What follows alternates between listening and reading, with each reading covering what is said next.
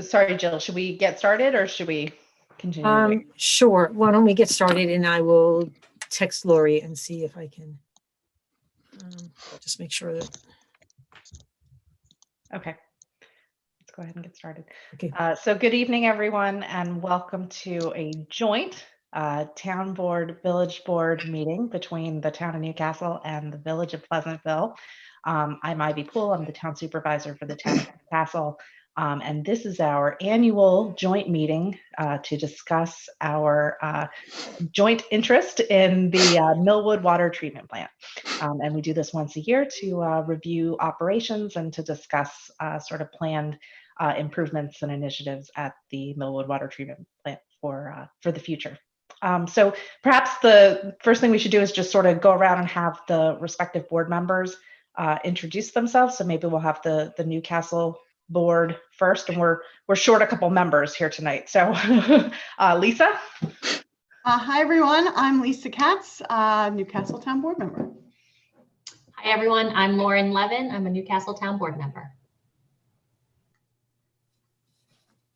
And that's it for Newcastle's side of the side of the Zoom table, as it were.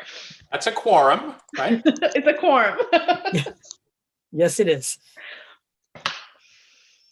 So on the Pleasantville side, I'm Peter Shearer, the mayor. I'm Nicole Asquith, village trustee. I'm David Vinjamori, village trustee. Paul Alvarez, village trustee.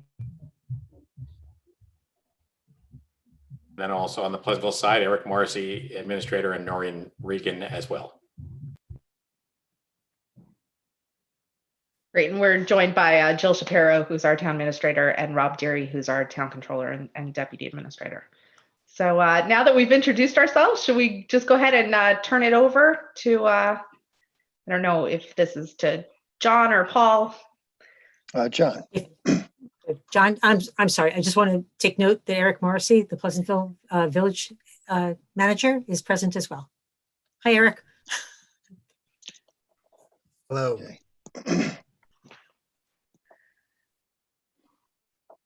Just let me know when you want the presentation up. Okay, we're ready. You can set it up.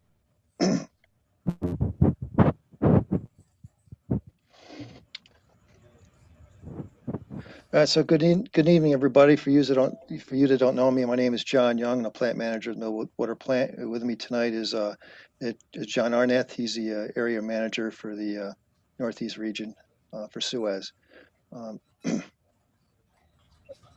I'd like to thank the town board's members from the town of Newcastle and the village of Pleasantville for giving me the opportunity to present this presentation tonight. We'll begin the presentation with an overview of Suez. We'll talk about the operating team at Millwood. We'll talk about plant operations and performance, project improvements, community support, and then we'll conclude with questions and answers. Next slide.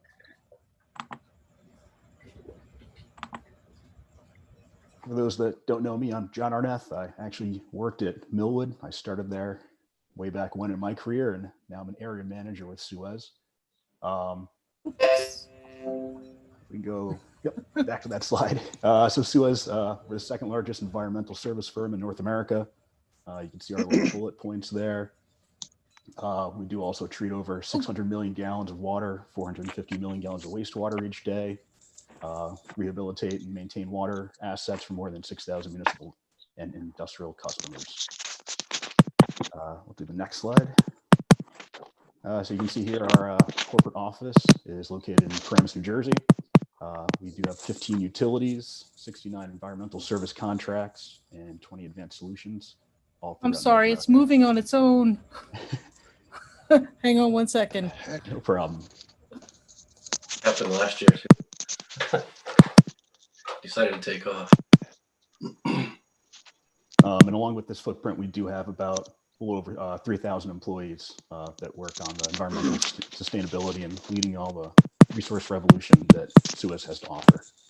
John, you're a little faint. Maybe move a little closer to the microphone. Oh, sorry about that.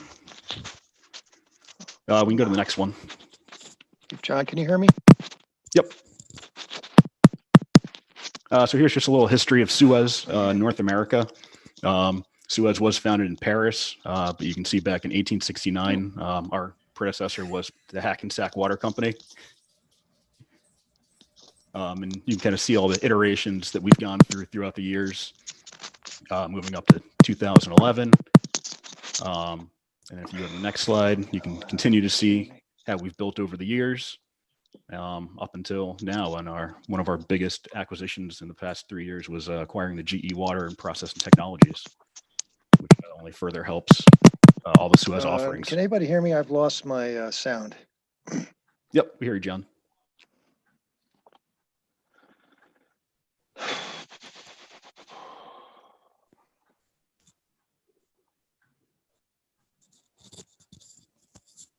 I'll try chatting him so he knows.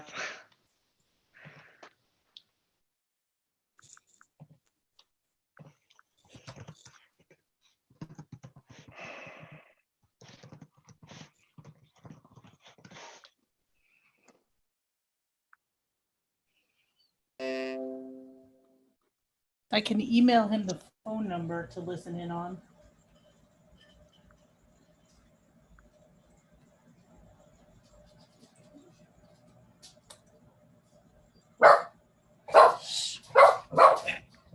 Sorry.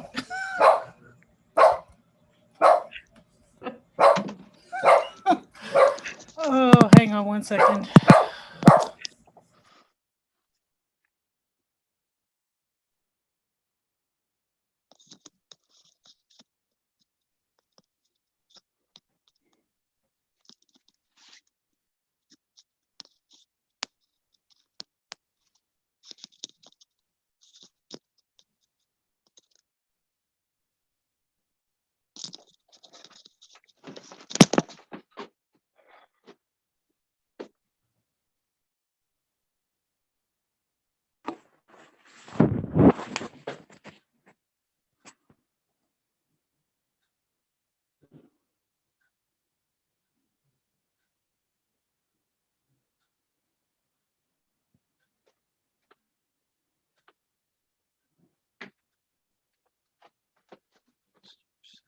Yeah, it doesn't work. It just stopped working.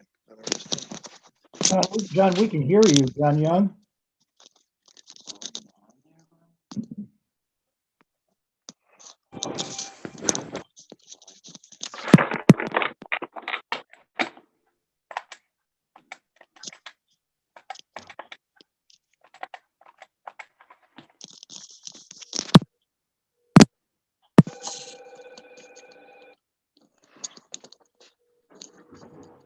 Hello. Hello? Yeah, tell John that we can hear him. I can't hear anybody though, Paul. Okay. I've lost, I think it's this volume here. It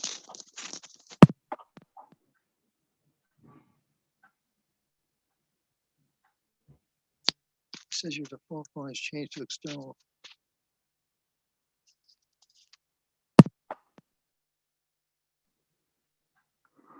I mean, if you want to go ahead and speak, we can still follow you.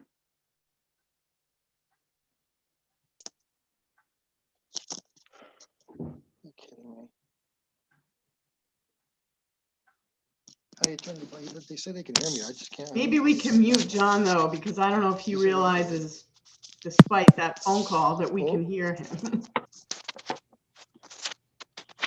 Hang on, I'm just going to put the phone number in the chat and maybe he can use that to listen.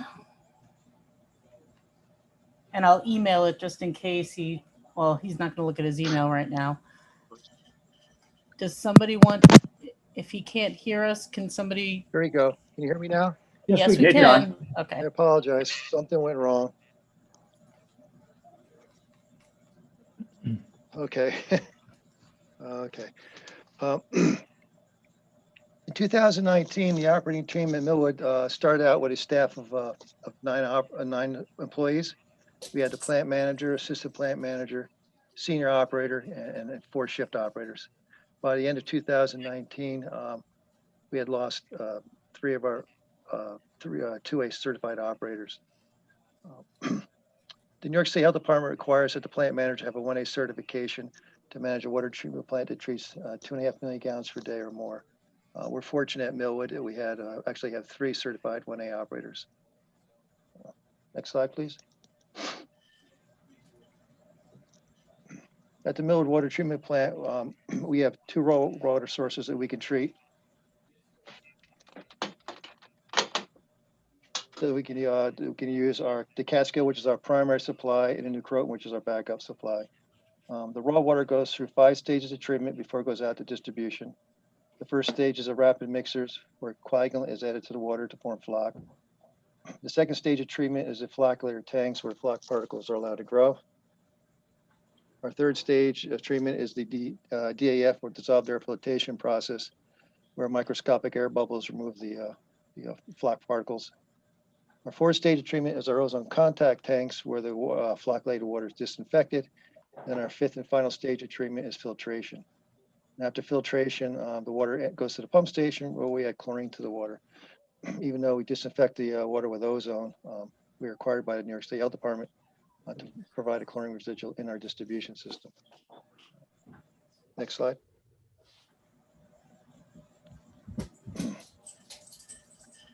This graph here is showing you the 2019 monthly water consumption for the town of Newcastle and the village of Pleasantville. The green line on the bottom represents the village of Pleasantville's monthly water consumption, and that ranged from just a little over 20 million gallons in December, peaking at around 32 million gallons in September. The red line in the middle represents the town of Newcastle. Their water usage ranged from around 58 million gallons in December and peaked at around 117 million gallons in July. And the line on the top, the blue line, represents the total monthly water consumption from both sources, the Catskill and the Croton. Next slide, please. On this slide here, we're showing you the monthly average turbidities for raw water, DAF, and filter effluent. The line on top represents the raw water turbidity. The monthly averages range from around 0.9 NTUs in December to a high of about 2.71 in August. The line underneath that represents the DAF monthly turbidity averages, and they range from 0.09 to 0.12 NTUs for the month. And the red line on the bottom represents the filter effluent turbidity standards. The monthly filter effluent turbidity results that range from 0.02 to 0.02 to 0.029 NTUs. Next slide, please.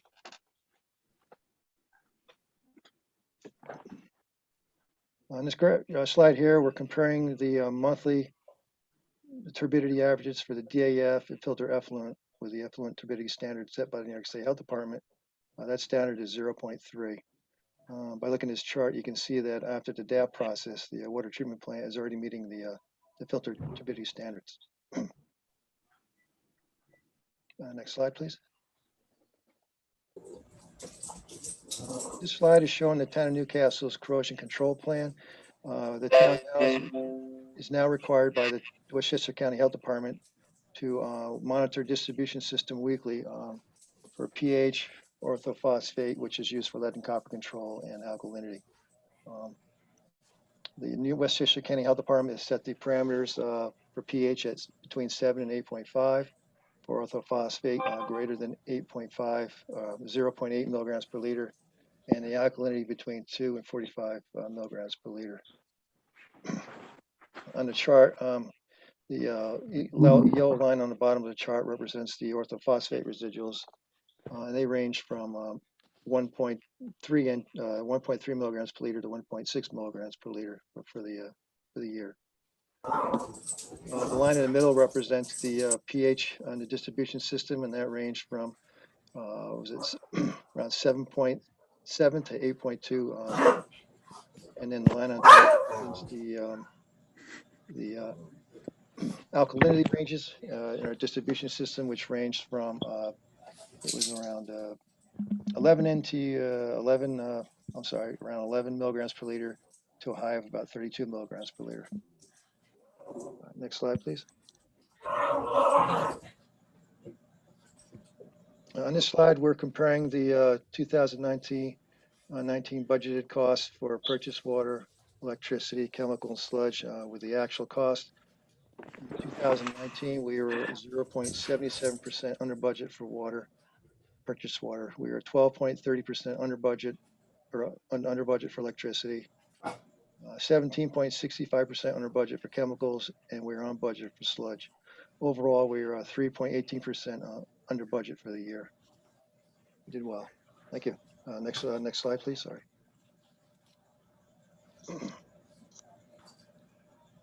The minimum night rate study is a study that we conduct every month between 1 a.m. and 3 a.m. in the morning, when water usage is at a minimum, to monitor the town of Newcastle and the village of Pleasantville's distribution system for leaks.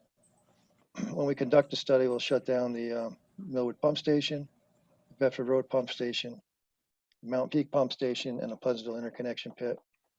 During that 2-hour period, we'll monitor the change in elevation in the Newcastle and Pleasantville storage tanks.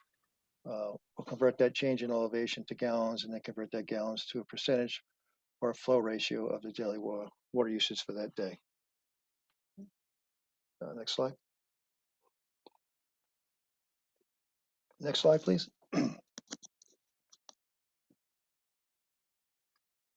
Next slide, please. Okay.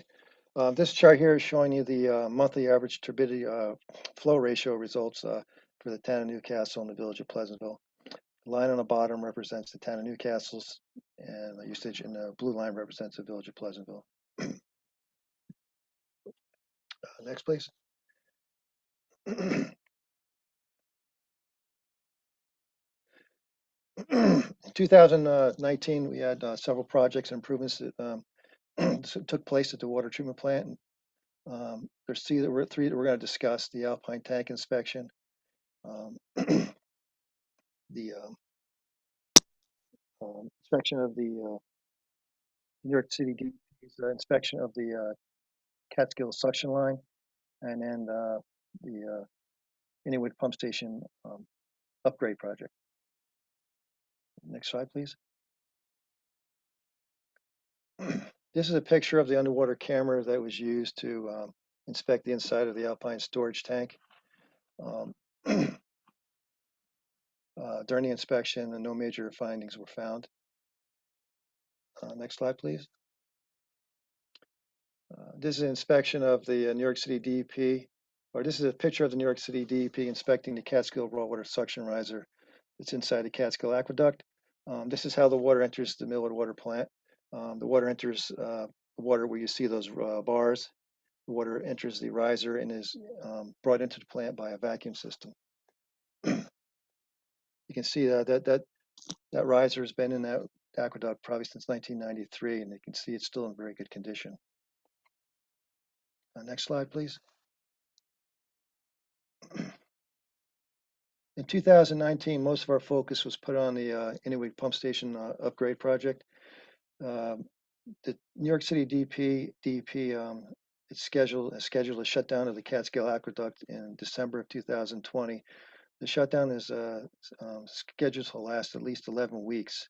And during that 11-week period, the Inwood Pump Station would be our primary source of water. So to prepare for that shutdown, both of the pumps and motors at the Inwood Pump Station had to be pulled, inspected, refurbished, and then put back in place. And the work that the company that did the work for us was a company called Sulzer from New Jersey. Next slide, please. Oh, I'm sorry. Stay there. I'm sorry. My fault. I just want to point out this is the crane that we had to use to pull the pump and motors out of the pump station. Each pump and motor probably weighed about around 35 ton. The picture on the right is showing the motor, one of the motors that was pulled from the pump station. Next slide, please. In this picture here, it shows the Sulzer crew placing the pump columns on top of the truck to be taken back to their shop for inspection, cleaning, and refurbishing. The picture on the right is showing one of the pump columns that are being placed back into the aqueduct. Next slide, please. This is a picture of one of the pump bases being lifted up and put back into the pump station after it's been repaired and refurbished. How long is one of those pump columns, John? How long is the pump columns? Yeah. Well, the entire length of the pump column is about 65 feet. Offhand, I can't remember how long each section of the column is. Thanks. Next slide, please. John, I believe they're 10 feet long. Yeah, okay. 10 feet? Okay. Yes. This here is a picture of what we call the wet end, or the impeller and suction, where the impeller and suction bowls are. The bottom of this suction bowl will sit probably a foot and a half or more above the bottom of the New Croton aqueduct. The water comes in through the bottom of that suction bowl and then is traveled up through the pipe column by 5 impellers. If you look on the right, you'll see the new suction bowl and being put in place in the aqueduct, and you can see that there's 5 impellers in each one of those bowls that draw the water up the shaft to the pump station. And it has to draw the water up about 365 feet. Next slide, please.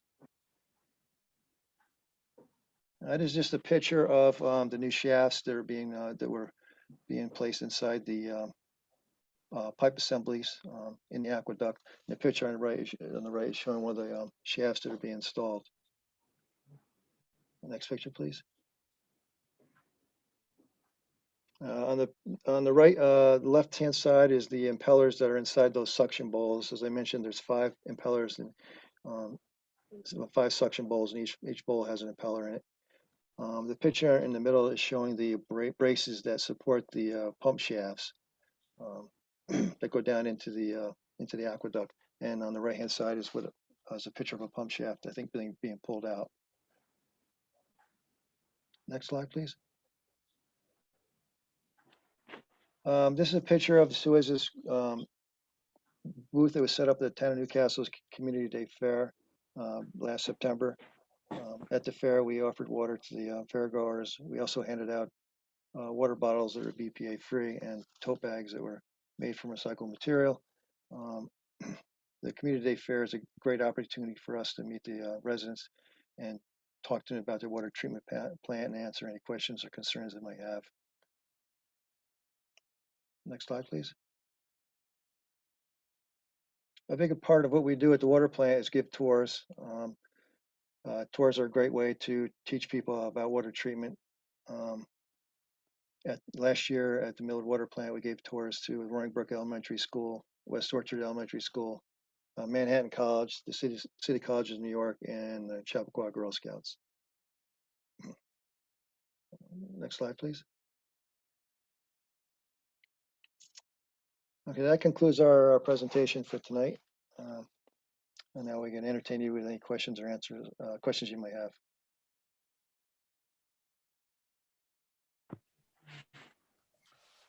So, John, how often does the kind of refurbishment that you just showed of Inningwood need to happen? I don't know how often it happens, but I know with the Inningwood pump station, we had to get it done. It would be our sole source of water for the next 11 weeks. Right. Hey, John. Yes. You just might want to mention about the chlorine and why this needs to be done sooner than later. Well, in the past, before we pulled the pumps, the New York City DEP added chlorine to the New Croton water, and that chlorine is very corrosive, and it caused a lot of corrosion to occur on the equipment, the pumps and the shafts and the impellers and so forth. But now they've stopped adding chlorine to the New Croton water. So with these new parts and pumps and motors and stuff that are put back in place, they should last for a very long time. And when you're drawing from Catskill, are you using the Inningwood pumps at all? When we're drawing from the Catskill, we're not. The water comes in by gravity to the water treatment plant. And so do they just get run periodically to keep them up to snuff, or what? Yes, and we actually ran one of the pumps at the Inningwood pump station today. Tested them. There has been a little change in the plan with the DEP. Their initial plan was to dewater the entire Catskill Aqueduct for inspection and cleaning and maintenance, but they decided now to keep the aqueduct full of water from Millwood South. So as long as the Catskill Reservoir is kept at a high enough level, because the Catskill Aqueduct dumps into the Catskill Reservoir, if it's kept high enough, the elevation is kept high enough, we'll be able to continue to draw water from the Catskill Aqueduct, hopefully for the next 11 weeks until the project's done. But if we can't do that, then we have the alternative of going on to the Inwood pump station. And how much advance warning would we have of that? If we had to make the switch, Mm-hmm. well, we would make the switch right away. We don't want you to run out of water, but we would notify, probably the first person I would notify would be Jerry Morshell. And then, but will there be any sort of leading indicator that will give us a sense of when we're approaching a water level that would need us to make that switch? The reason that I'm asking is that the residents in this community, and I'm not sure if Pleasantville had the same experience, but residents in this community were not super thrilled with the taste of the water when we made the switch. And despite all of our continued communications as to its excellence and the processes at the Millwood water treatment plant that ensured it was safe to drink, we still heard a lot of negative feedback. I mean, there were articles written about this in the Examiner. It was sort of shocking. So we're trying to do our best to avoid that. And our thought had been that we were going to communicate about this really early so that people had plenty of advance time, and especially during a pandemic, if they needed to go out and buy bottled water and keep it on hand and this and that. So we were ready to go to be like very proactive in our communications this year, only to find out that it might not come to pass, which is great news. But I just need to make sure that I have enough lead time to be able to communicate if it's necessary to do so. Okay, I'll make sure we do that. You mentioned that the water tasted funny. That's because of the algae that was in the water. At that time, we were adding potassium permanganate to try to curb some of that taste and odor problem that people were experiencing. But now, in addition to the K104, we're going to be adding hydrogen peroxide to the water to help remove the algae that's in the water. And would you guess, John, that I mean, we certainly got the same feedback Ivy reported, people saying the water tastes funny. Do you think with that treatment, folks wouldn't notice, or it would still taste different to people? I would say it's probably still going to taste a little different. I don't think it's going to taste as bad. But maybe Jerry Morshell would have a better answer on that one. I don't know. So John, just to chime in here, I thought we did request from DEP that they provide us at least a week notice if they were going to shut down the Catskill and require us to go on to the new Croton Aqueduct. So if you could just confirm that with them, that was my understanding, was that we would have at least 1 week so that we could get some communication out to our residents about that. So just a note on New York City's operations, they are flowing the new Croton Aqueduct right now at 235 million gallons a day, and they are not getting complaints from their residents in the city. So there was 2 components in the water last year, the MIB and geosmin, that were at high levels, and that's what caused the taste and odor complaints. And New York City is not seeing those high numbers this year like they did last year. So we wouldn't expect it to be as severe as it is last year. Plus, I think we have a better handle on how to start our initial treatment process. Last year was the first time we'd used that water in a long time. We did make some tweaks along the way, and I think it improved that overall. So now we have a better baseline as to where we would start. So I hope that helps. Plus, we will reiterate with them, we want at least a week notice. And the schedule for these shutdowns is the thing that drives the budget, right? Costs us a whole lot more to be pumping than not.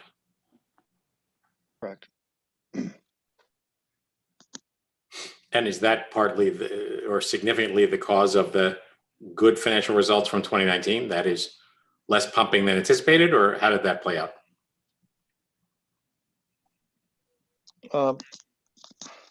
I'm sorry, I didn't understand the question, Mayor. I'm sorry. So you showed substantially better than budget on a bunch of expenses, right? Yes, sir. Yep. Was that because you weren't pumping as much because of DEP's schedule, or was No, it a result of other reasons? I think the reason was I think it was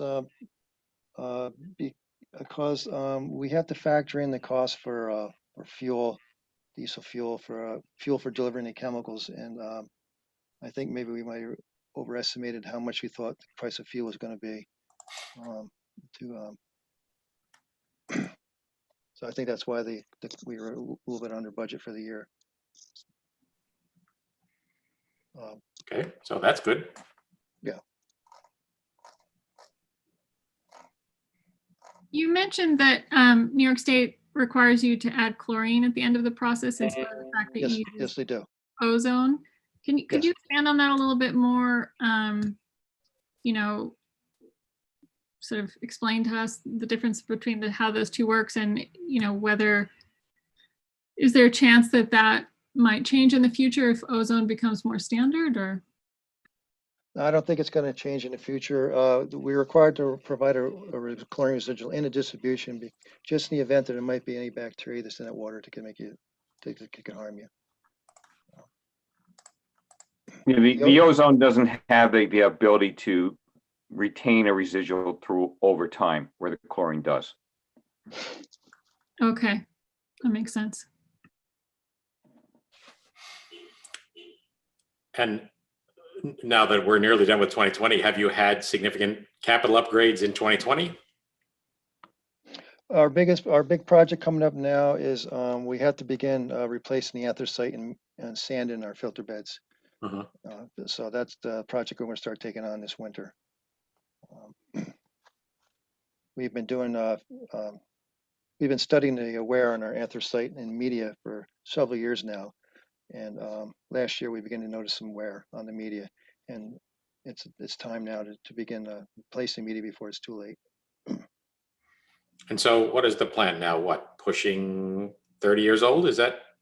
Yeah, the plant went online in December or August of 1993. So it's going on 27 years.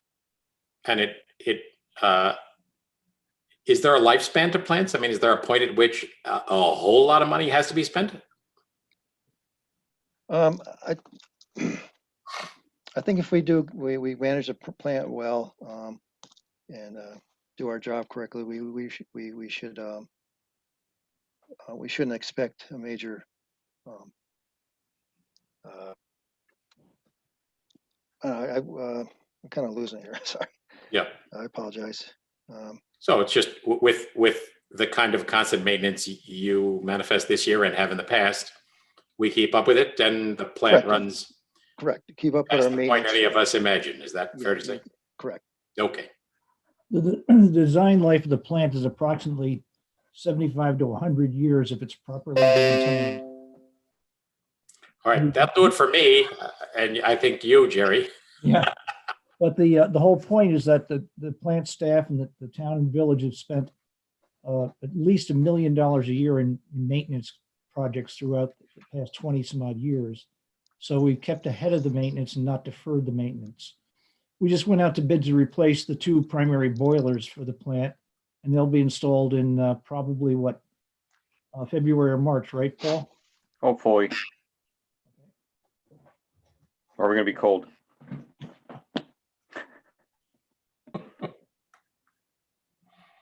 All right. Well, as I have thought every year, an impressive operation continuing to deliver quality water to all of us, and glad to be a partner with all of you at Suez, and certainly with our colleagues at the town of Newcastle.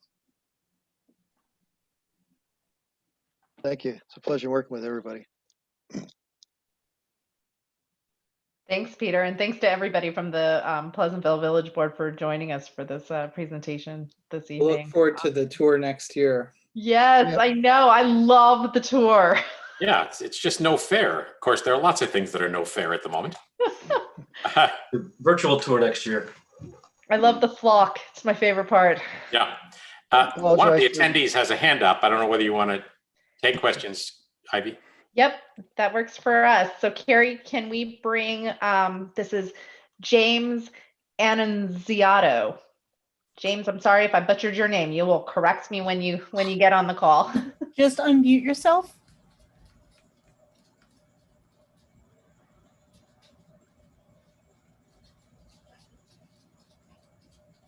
James, if you'd like to speak, you just need to unmute yourself and we should be able to hear you. We're talking about the maintenance of the plant, but what about the rest of the water infrastructure, the piping and that? I'm in the unincorporated areas of Pleasantville, and every time there's a water main break, we get stuck with the bill, all the residents.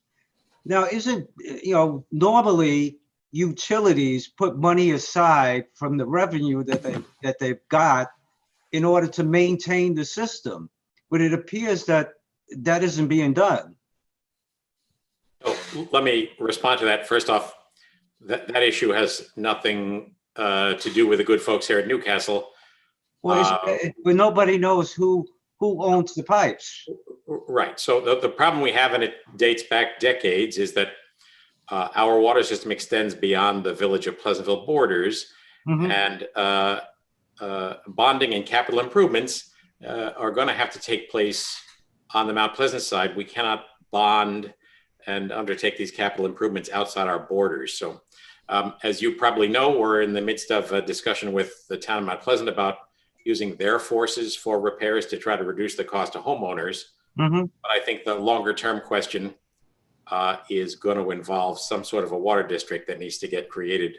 Well, that's been, the call for Genzi has presented that quite a while ago. Right. And it's never been addressed. Well, it would be, it's not something the village of Pleasantville can do. We certainly will continue to supply water as we do and respond to breaks as we do, but we're in the midst of a discussion which has ebbed and flowed for probably 50 years over this problem, but it isn't in our court to solve it. So. Okay, I thought this was a meeting between, a water meeting. Well, it is, but what we're talking about is the source of the water that you ultimately receive. Oh, yeah, but it's coming from Newcastle. Correct, because the village of Pleasantville is a partner with Newcastle in That's that right. supply. So if there's any good news for folks in your circumstance, it's that you're getting high quality water. Yeah, but at a very premium price. Yes. Which doesn't include the maintenance of the infrastructure like other utilities. Understood. Okay. All right, thank you very much. Thank you.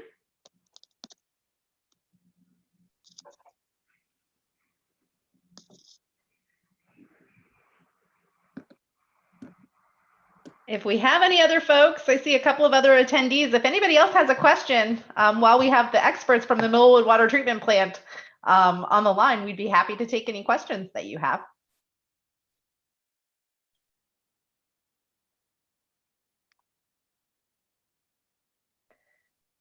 Great, we have another person with their hand raised. Carrie, if you want to bring them in. Mr. Robert Cooney.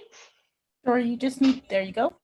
Yeah, hi. General question for John Young. Mount Pleasant doesn't treat their water.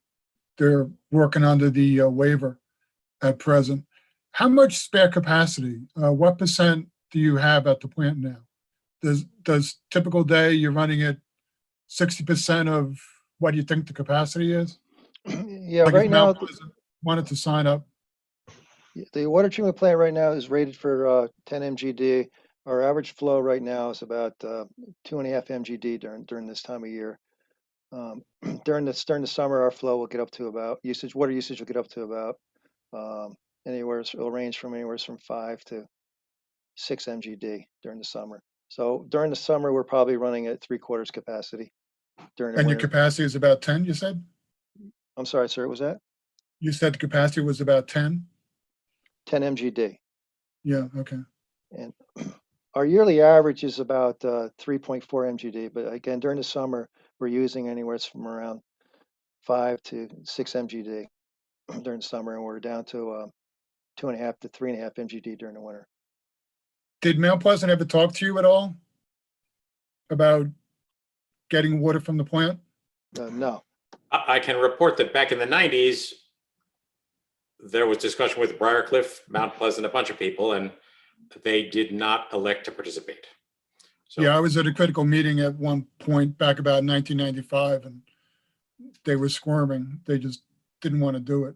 So, but the water's pretty bad. That's all I have.